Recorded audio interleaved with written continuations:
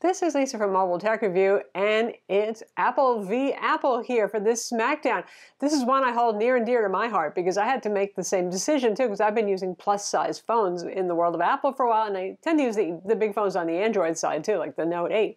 But, you know, sometimes big is just too big.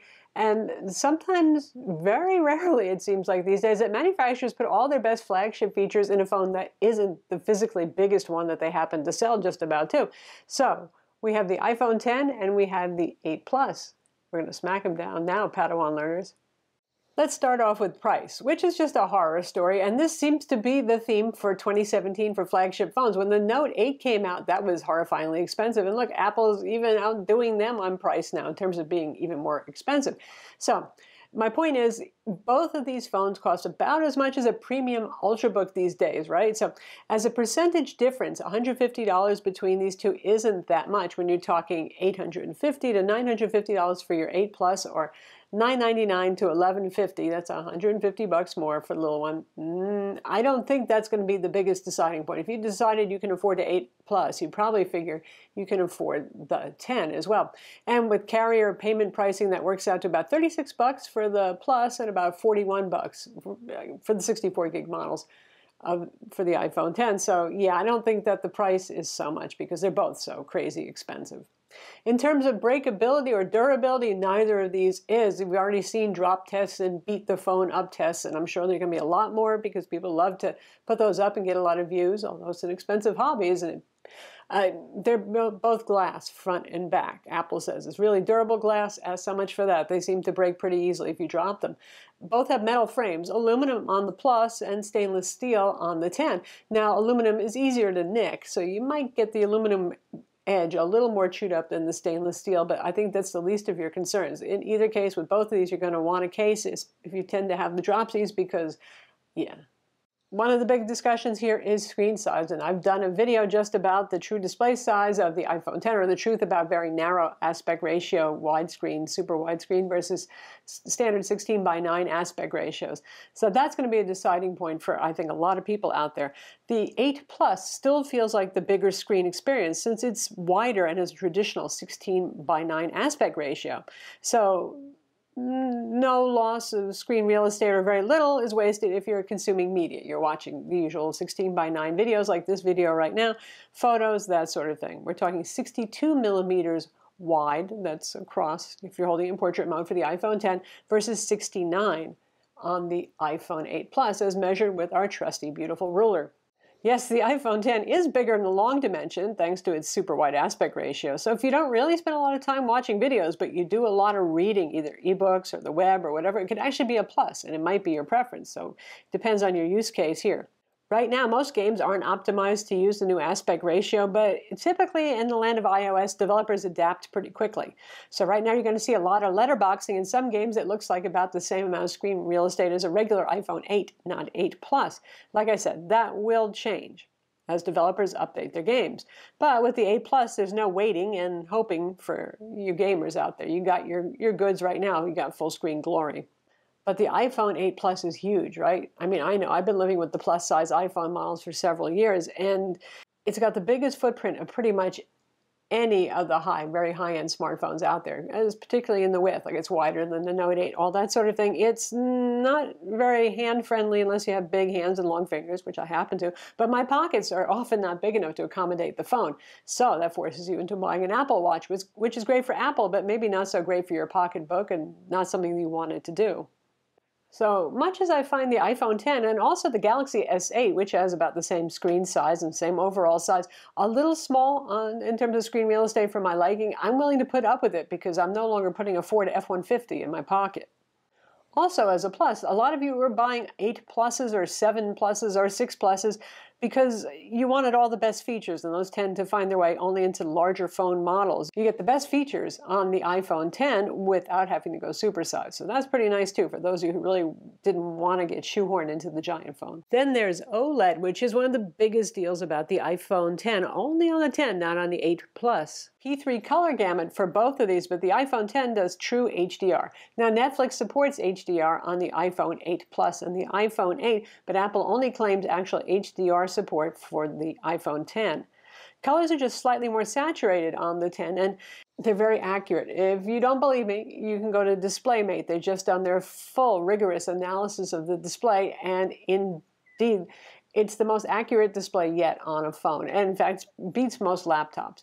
It supports two color gamuts natively, sRGB, which is the standard on the web, and P3. P3 is a very warm and dark-looking color profile, by the way, so if you're watching movies, they usually use that embedded profile. So if you feel like the iPhone 10 is a little bit dimmer, it might be that color profile. Also, Apple is tuning their auto brightness to be a little dimmer on the iPhone 10. So check the auto brightness settings if you're comparing, because the iPhone 10 is actually the brighter display, especially for overall display brightness and uniformity, where it even beats the Note 8, surprisingly.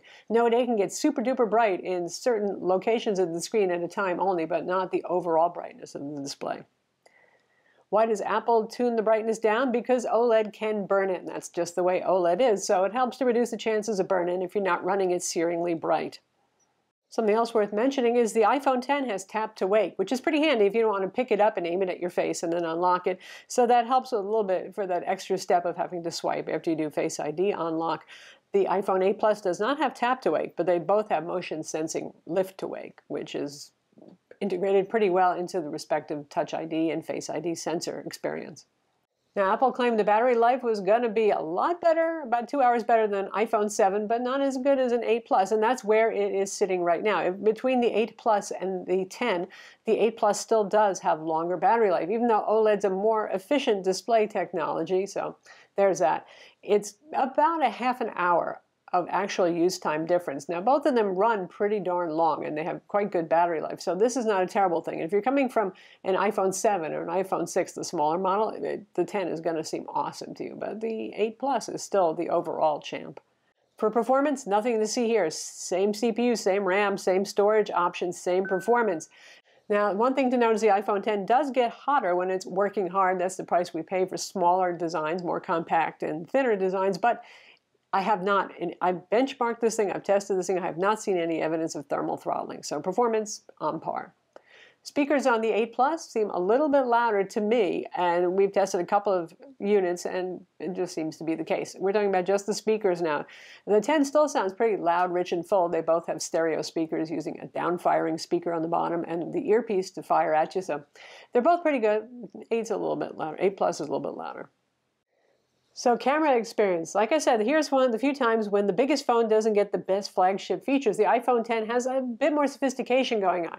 You get optical image stabilization on the portrait lens too. The telephoto lens with the 8 Plus is only on the main lens. So what does that mean? You're going to have more opportunities for low light portrait photos. Often you're indoors and the camera didn't want to take a portrait photo because the light wasn't very good or the image didn't come out that great. That takes care of that problem. So I like that because I use that rear portrait mode a lot. It also adds portrait mode for the front camera. And for those of you who are better looking than me and love to take selfies, that's great news. You can do all those neat lighting effects and all that sort of thing and take some really nice shots other than the typical wide-angle barrel distortion you see on front camera lenses. What's maybe the most important thing? The iPhone 10 is finally modern times for the iPhone. Not just the fact that it's the first major redesign after 4 generations of iPhone, but the fact that, though iOS is pretty advanced and you can say a lot of great things about the platform, it always felt like the iPhone was behind the times compared to the flagship Android phones out there, and finally that isn't the case. Yes, we have the bezel-free design going on. We have the OLED display. Okay, those are great, and that's something that's unique to the 10. But we also have wireless charging and water resistance, which both of these phones have, so not a differentiator there. But really, beyond the fact that we finally have a bezel-free display, a big display in a small form factor phone, modern times, goody, goody, and you can't really look at Android and say, look, they have this, this, and this hardware thing that the iPhone doesn't. It's Face ID. It's just a game changer. And I went from saying, I'm not going to give up Touch ID like a lot of you. It works so well, it becomes muscle memory before you know it. It's so uncannily fast. Well, Face ID just made Touch ID seem irrelevant. And those gestures that I moaned about having to learn became second nature in a half a day or less. It feels like the future. When you pick up the device, you hold it to your face, and it's ready for you. I'd like for them to get rid of that swipe requirement where you have to swipe up afterwards too. I just want to see the home screen, just like with Touch ID when you press and hold for a little bit of time. boom, you're at the home screen. They can do that. It's software. Maybe they will. I don't know. But it's one less barrier between you and the device, which is pretty darn modern. It brings us back to the old days before we felt like we had to secure our phones against bad guys with fingerprint sensors and all that kind of thing, where you just picked up your device and you used it in the good old days. So that's nice. It's game changing. It works so well. It's just going to be the future of phones, I think, and laptops and tablets, and that's important. Also, no more taking off your gloves when it's cold out. Who wants to do that? If you're cooking and you're reading a recipe or playing a how to cook video, no more having to clean the flour off of your hands or the moisture. Just you can unlock your phone again.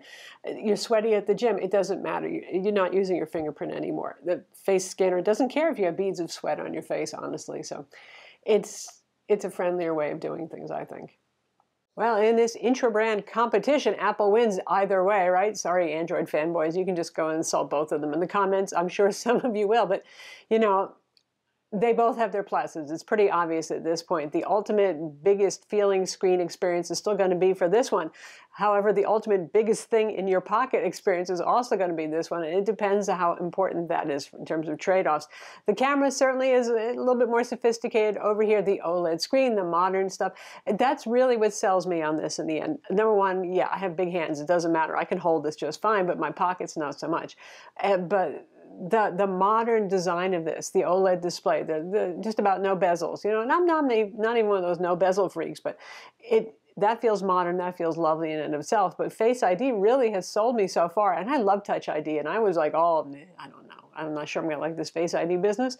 I am so sold on this because it's just so easy, so natural, and if Apple adds the option to actually have it unlock and go straight to the home screen, so you don't even have to do a swipe, I think it's gonna be even better. And it just seems kind of antiquated to pick up the phone with the big old bezel, lay my finger on the Touch ID scanner, wipe my fingers first. Oh, wow, you know? So, yeah.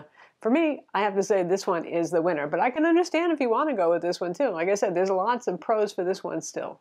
And it's a little bit cheaper. I'm Lisa from Mobile Tech Review. Be sure to subscribe to our YouTube channel for more cool tech videos. And thumbs up if you like this vid.